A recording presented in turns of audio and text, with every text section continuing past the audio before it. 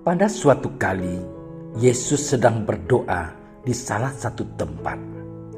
Ketika ia berhenti berdoa, berkatalah seorang dari murid-muridnya kepadanya, "Tuhan, ajarlah kami berdoa, sama seperti yang diajarkan Yohanes kepada murid-muridnya."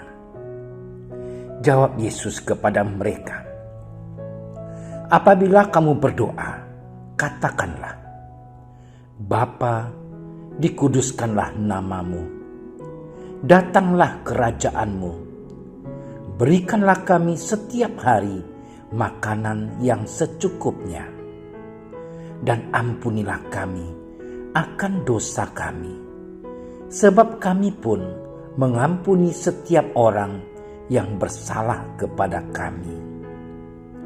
Dan janganlah membawa kami ke dalam pencobaan." Demikianlah Injil Tuhan.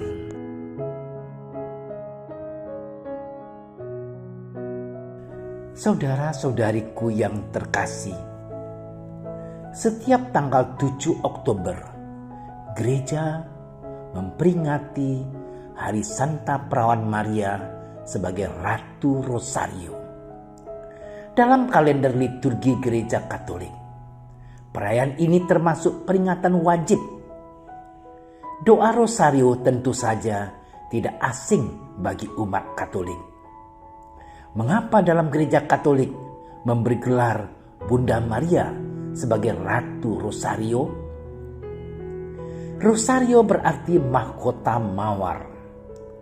Ros artinya mawar. Hal ini dinyatakan sendiri oleh Bunda Maria dalam penampakan dirinya. Dalam beberapa kali penampakan yang diakui gereja, Bunda Maria menyatakan kepada orang yang menerima penampakannya bahwa setiap kali mereka mendoakan satu Salam Maria berarti memberinya sekuntum mawar yang indah. Kalau mereka mendaraskan doa Rosario secara lengkap, berarti memberinya sebuah mahkota mawar.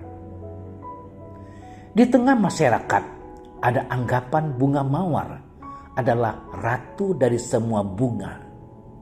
Maka Rosario yang bermakna mahkota mawar merupakan ratu dari semua devosi. Karena itu, doa Rosario ditempatkan sebagai salah satu devosi yang sangat penting dalam Gereja Katolik.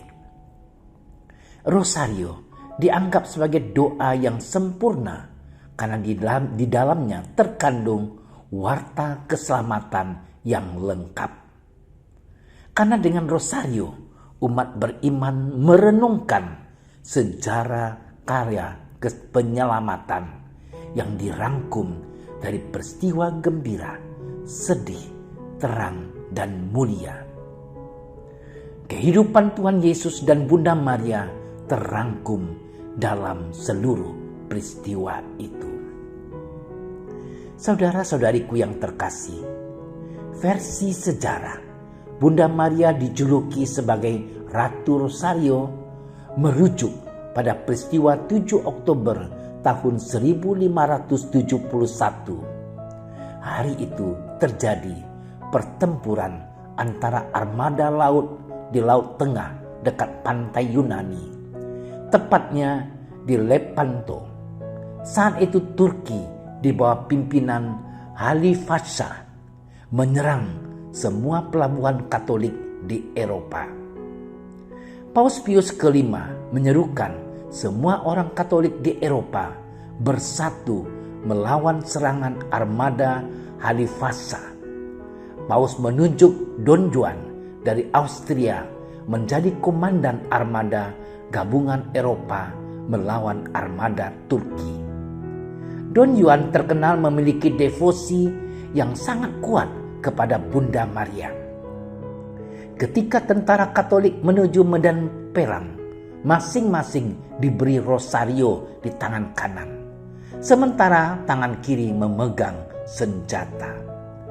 Paus menyadari kekuatan armada Eropa tidak mungkin mampu mengalahkan armada Turki yang jumlahnya 3 kali lipat.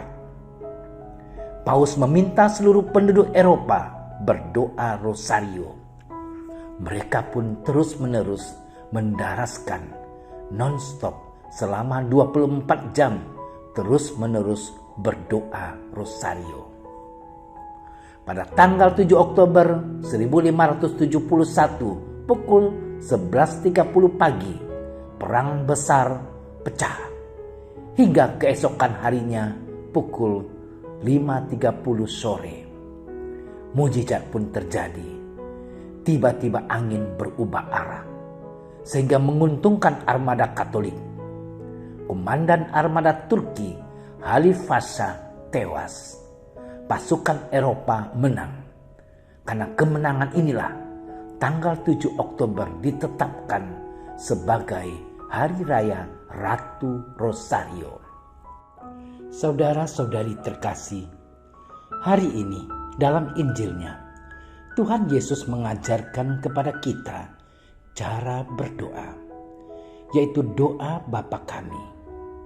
Semua orang Kristen, Katolik dan Protestan tentu mengenal dan menghafal secara benar doa ini, meskipun dengan rumusan sedikit berbeda. Doa Bapa Kami adalah bagian dari doa pokok bagi orang Kristen. Setiap hari orang Kristen, terutama Katolik, mendoakan doa Bapa Kami. Doa ini diungkapkan karena sudah menjadi kebutuhan, bukan karena tuntutan kewajiban. Dalam doa Bapa Kami ada 2 hal pokok yang seharusnya mengilhami doa-doa lain. Doa Bapa Kami diawali dengan rumusan yang berisi pujian kepada Allah. Bapa Kami, dimuliakanlah namamu. Rumusan kata dimuliakan jelas berisi pujian sekaligus ungkapan syukur. Selanjutnya hingga akhir berisi aneka permohonan. Apakah doa-doa kita selama ini melulu meminta? Sudahkah berisi pujian, ucapan syukur atas segala hal yang kita alami? Dari doa Bapa Kami ini, kita belajar bahwa doa yang baik berisi pujian kepada Allah atau ungkapan syukur dan permohonan. Saudara-saudari yang terkasih, doa Bapa Kami juga bagian dari rangkaian doa rosario. Hal ini membuktikan bahwa ulah kesalehan atau devosi kepada Bunda Maria tidak terpisahkan dengan iman akan Allah Tritunggal yang Maha Kudus.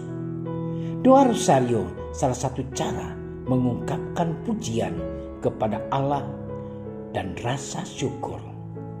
Semua doa permohonan selama berdoa rosario ditujukan atau diminta kepada Allah.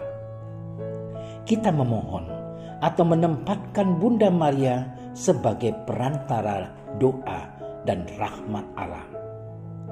Kedekatan Bunda Maria kepada Allah Bapa dan Putranya memungkinkan untuk itu. Per Mariam et Jesum, melalui Bunda Maria sampai pada Yesus. Oleh sebab itu, janganlah ragu-ragu berdoa dengan perantaraan Bunda Maria.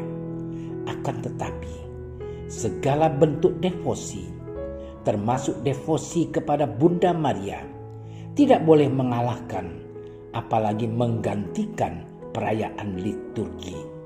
Contohnya, kita tidak boleh menggantikan perayaan Ekaristi hari Minggu dengan berdoa rosario di rumah.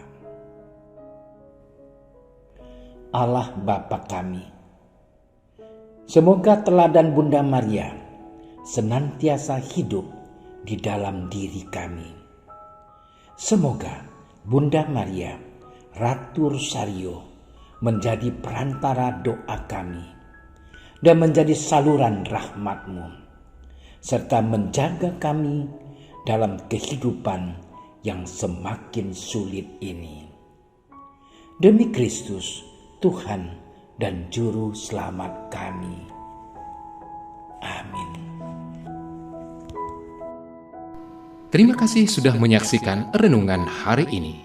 Jangan lupa like, subscribe, dan aktifkan tombol loncengnya agar Anda yang pertama mendapatkan notifikasi updatean renungan harian dari Komsos Keuskupan Padang. Dan bagikan ke sosial media agar saudara-saudara kita dapat mendengarkan dan merenungkan firman Tuhan.